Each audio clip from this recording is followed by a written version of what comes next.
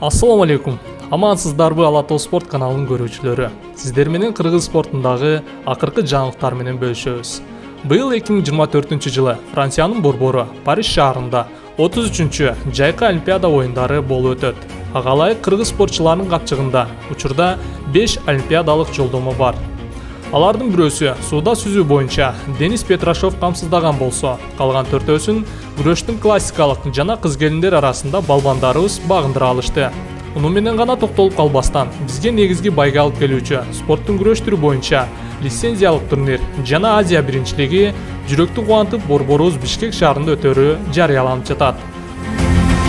11-нен 16 апрелге чейин Азия биринчилигинде кайсы спортчуларыбыз катышат? Ал эми 19-20-21 апрель күндөрү Олимп оюндарына жолдомо алуу үчүн кимдер күрөшөт? Бир уштан баяндап берели. Баса, эскерте кетчү жагдай, лицензиялык мелдеште биринчи жана экинчи орунду камсыздаган гана спортчулар Олимпиада оюндарына жолдомо ала алышат. Төртчү камтуу боюнча Кыргызстандын лидеринин чексиздикти кошуп ал. 4 жумага болгону 500 сом. Максималдуу ылдамдыктагы чексиз интернет. Акысыз мессенджерлер менен социалдык тармактар. Wi-Fi'ды акысыз таратуу. Чексиз чалуулар. Жогорку сапаттагы 200дөн ашуун телеканал. Этно медиа онлайн кинотеатрын акысыз көрүү. Мой О тиркемесинин же Остор дүкөндөрүнүн акысыз есим. Баарына чексиз. Кыз келиндер күрөшү биздин алтынга алмашкыс.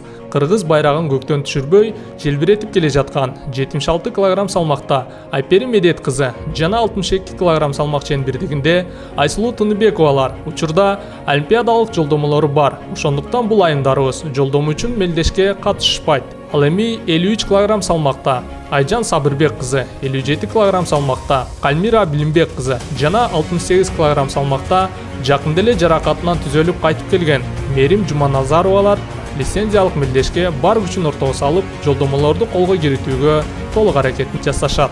Азия чемпионатында болсо 53 кг Айжан Сабырбек кызы, 55 кг Азиза Келдибекова, 57-де Кальмира Билимбек кызы, 62 кг салмак чембирдигинде Айсулуу Тыныбекова, 65 кг Жаркынай Нурланбек кызы, 68 кг Гүлнара Таштанбекова, 72 кг салмак чембирдигинде Нурзат Нуртаева жана 76 кг салмакта Айпери Медет кызы беттеш алып барышат.